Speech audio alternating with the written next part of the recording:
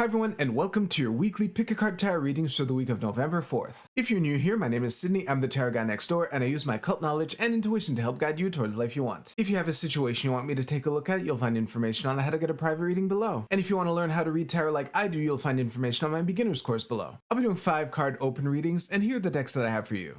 We have the Astro Matrix Tarot with Aquamarine, the Tarot of Symbolic Worth with Obsidian, and the Dark Mansion Tarot with Citron. We also have 4 different Oracle cards to choose from 4 different decks. So go ahead and pick which tarot deck and which Oracle card resonate with you the most. It's totally fine if you're drawn to more than one. And as always, you can pause this video if you need more time. As always with collective readings, take what resonates with you and leave aside what doesn't. If you want to jump straight to your reading, you'll find timestamps below. And with that, let's go right to the readings. Alright, Group 1, let's see what we have for you for this week.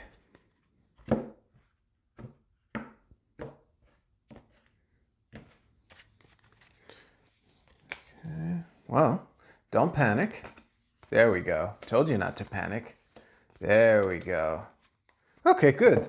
Let me just... This is... Pyramid placement should be on point. Like that.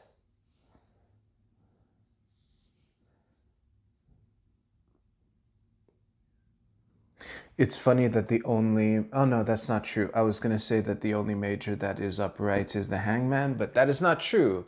There's the Hermit, and I see that I'm on target. All right, I'll see you right now.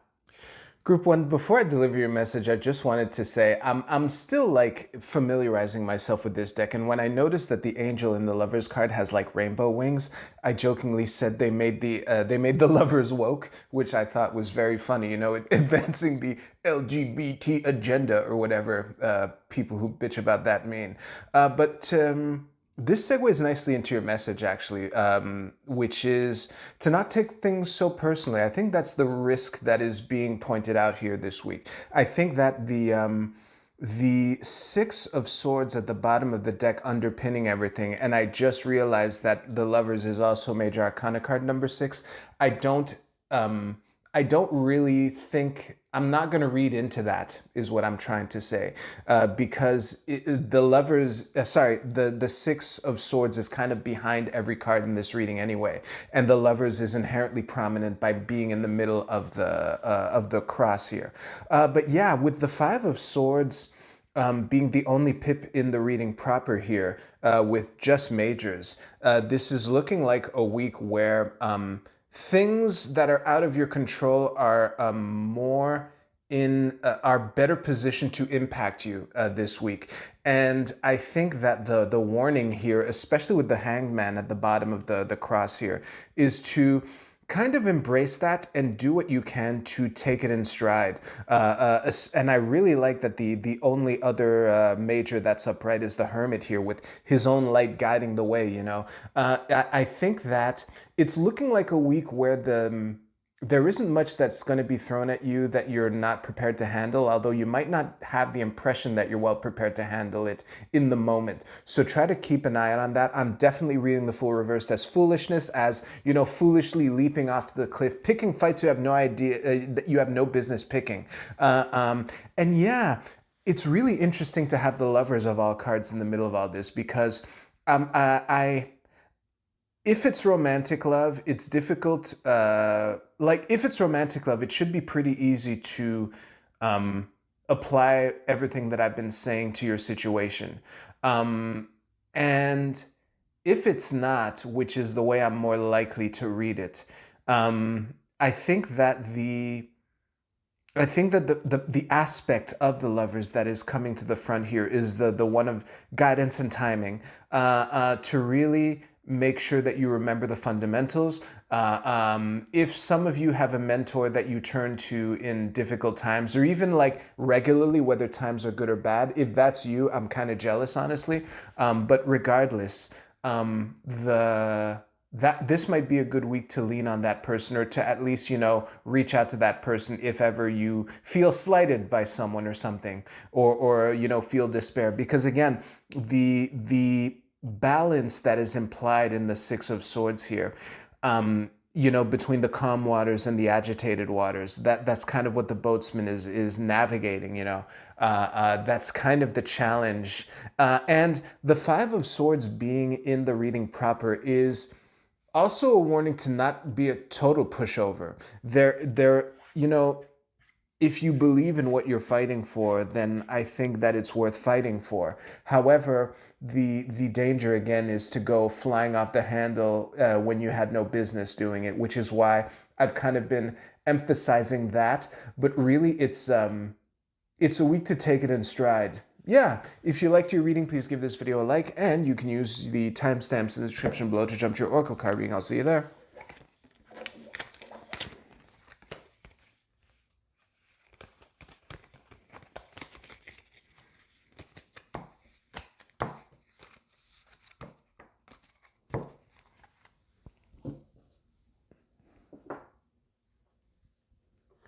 All right, group 2, let's see what we have for you for this week. Let's throw down the cards. What is this? Queen of Coins, okay. Yeah. Okay. Very interesting that the people are, one on top of the other here. It should be good like that. Based off of group 1, this should be pretty good. Like that. I'm going to place the deck because I'm confident. This is a 9 of Swords. Okay. Ooh, look at that. All right, I'll see you right now. Group 2, there's a pretty strong theme permeating all of this. And depending, what this message means for you will depend on whether you're one of these two court cards or whether you're one of these two major arcana cards. Because first of all, we have a match, like we have a sword pip and a sword court, a coin pip and a coin court. So it's looking like whatever challenges that the people that are entering the fray or that are in the trenches are doing, is something that they're well suited for. However, the pips are odd, so there is an imbalance and a dynamism. Dynamism and imbalance kind of go hand in hand.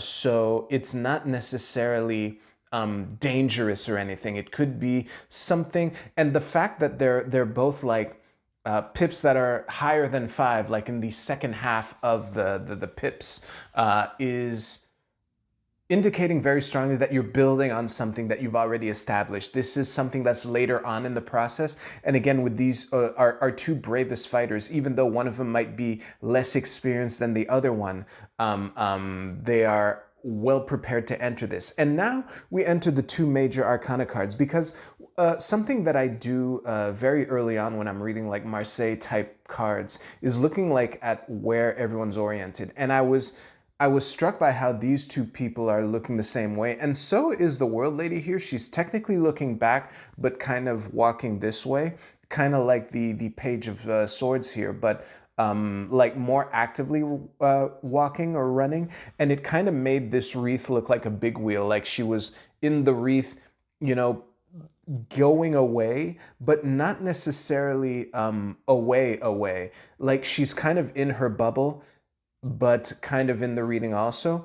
And the same is kind of true for the priestess here at the bottom of the deck. She's sitting here with the knowledge on her lap, and she's kind of underpinning everything. She's kind of subtle, but these are still aligned. If you just look at their heads, everyone is pointing in the same direction. With these two cards, there's a bit of ambiguity, but the directedness is all aligned, and yet these two cards are still different. So again, if you're Major Tom, putting your helmet on and all of that shit, then you can rest assured that ground control is probably taking good care of you. So whatever, even though ground control isn't in the trenches with you, don't forget, don't feel hesitant to ask them for support, because I think that they are,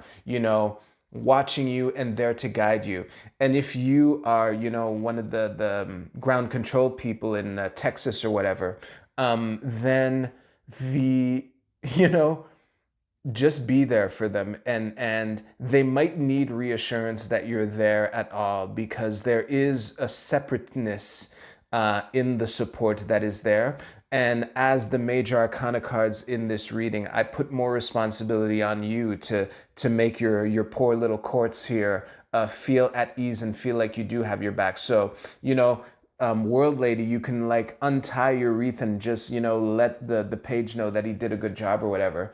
And same for you, Priestess. Yeah, that's a good mic drop. If you liked your reading, please give this video a like, and you can use the timestamps in the description below to jump to your Oracle card reading. I'll see you there.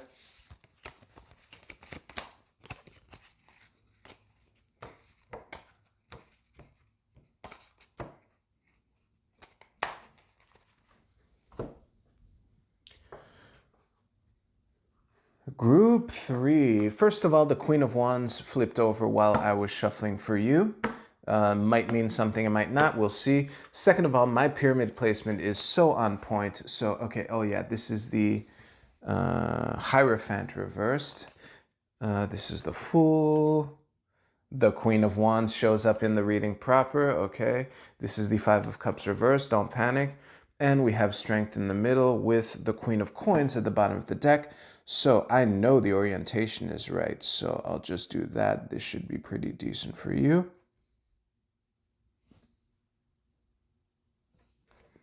Something like that. Booyah. All right, I'll see you right now. Okay, before I begin, I just want to warn some of you, if you picked more than one pile, there's a chance that I'm about to give you mixed signals, like blatantly. So good luck figuring that out. Hopefully the Oracle card helps, and if it makes things worse, good luck times 2. So yeah, now delivering the reading here. The thing that leapt out to me was how the 2 reverse cards here, the Hierophant and the Five of Cups, the only reverse cards in the entire thing, are making me read this as figuring it out on your own when you have a lack of support.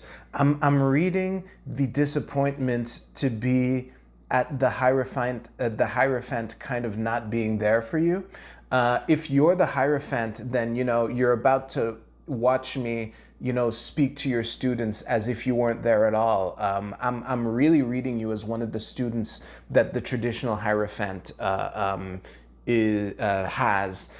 And the Strength card in the middle here and the Queen of Wands, who was so impatient to show up, she couldn't help but show herself as I was shuffling for you, is a nod to the creativity that you're able to tap into. And what I would say also, because the Queen of Wands is tempered by the Queen of Coins at the bottom of the deck underpinning everything. So don't expect revolutionary change. I think that the revolution would be in realizing how capable you are of handling the situations without the support that you thought you needed. And then when it's not there, of you being able to like tap into your creativity and gently guide this lion where it goes, and that is the metaphorical leap that you're being invited to take off the cliff. And yeah, I don't know how to read any of this if you're actually the Hierophant, which is why I'm not even gonna try. But yeah, I've summed everything up so well that it's difficult for me to add anything. So I'm gonna pause one last time to make sure I didn't leave anything out. No, you got this. And I think that one of the messages of the Queen of Coins is to try to focus on what you can do, rather than on what should have happened prior to whatever situation that you're in, the ever-present now what question. But I think that the answer to that should be pretty easy for you to find. If you liked your reading, please give this video a like, and you can use the timestamps in the description below if you want. If you don't want to watch me pick up your reading. I'll see you in a couple seconds.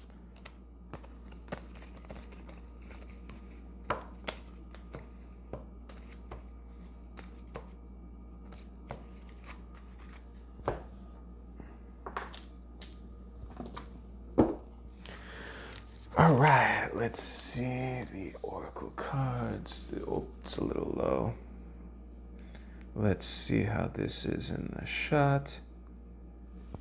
Oh, look at that. This works Just great. All right, Group A, your card is Dispersion. This is I Ching hexagram number 59. And the keywords are diffuse negativity, restore harmony, circulate, revitalize, dissolve divisions, and lighten up. You know, lightening up, one of the readings that I gave kind of had that lighten up subtext to it. But I think that this is a definitely a week to focus on bridge building, or focus on bridge building rather than the blame game. And I'm just going to read the list of words one more time before I let you go. Diffuse negativity, restore harmony, circulate, revitalize, dissolve divisions, and lighten up. Group B, your animal is the koala spirit. Spirit has a plan. Okay, well, this is the old trust the process thing. So, okay, sometimes people lash out when they feel like they're not in control, and it's kind of like proverbially swerving the steering wheel when you realize that you're off track a little too late. And I think that it is important to realize that if you just look where you want to go and trust that you'll be fine, because, like, try to wonder what it would be like if the world was conspiring for you and not against you, and try to be open to those possibilities. Group C, your card is the Fates. I've picked this card before, but not very often. I will stare at this for a moment. There are two main things that are jumping out to me with this card. The whole let go and let God thing that's implied in the Fates as a word, and also how this fairy here, how she's hugging herself. There's a very warm, really warm, embracing, self-care kind of vibe. So that might be something that y'all are being invited to take as well if you chose this card. Group D, your card is Enterprise. This is Jupiter in Aries. Oh, I'll put yours closer like this. I will stare at this myself, just a moment. Okay, so the way that I'm squaring the circle of this card is because Jupiter is the planet of expansion. Aries is Gemini is where Jupiter is now, but Aries is the sign of initiative and starting things. So I think that the invitation here is to take action. You're being invited to take action, but also to think of the long term instead of the short term. That Jupiterian vision of the big picture with the initiative of Aries. That's kind of the combination that you're being invited to strike. And that is a good note to end on. Thank you very much for watching. If you liked this video, please give this video a like.